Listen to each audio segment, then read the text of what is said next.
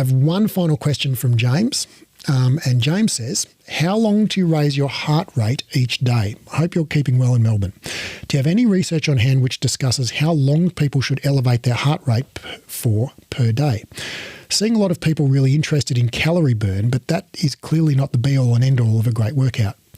Yeah, so great question, James. And so I'm going to go back to the ACSM guidelines here. This is the American College of Sports Medicine Guidelines for Exercise Testing and Prescription, 10th edition, which is published in 2018. It's the current version.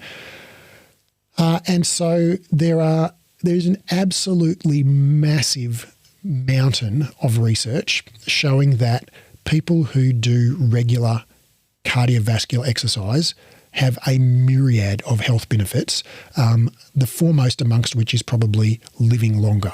But they're basically any aspect of human functioning, from mental health to mental function to obesity to metabolic disease to heart disease to cancer to chronic obstructive pulmonary disease to, think of a thing, functional capacity, all are improved by exercise. And basically for most of these things, there's a dose-response relationship where if you do more exercise, you get more benefit. Now, there are many ways when we say do more exercise, there are many ways that we can measure how much exercise you did. So we could say, you did 30 minutes a day, or you did 60 minutes a day, or we could say you burned X number of calories, or we could say you did X number of MET minutes, with a metabolic equivalent being the amount of energy you burn when you're at rest, just lying down, digesting your food. So all of these are kind of just different ways of describing how much exercise you've done.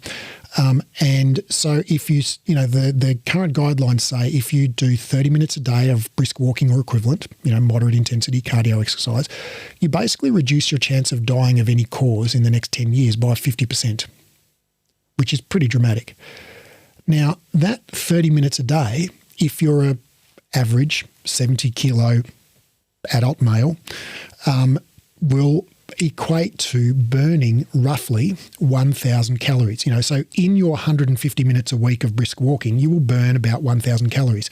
So if you aim to, exert 1,000 calories a week, that's the equivalent, right? Because if you run twice as fast, you get the same benefit in half the time.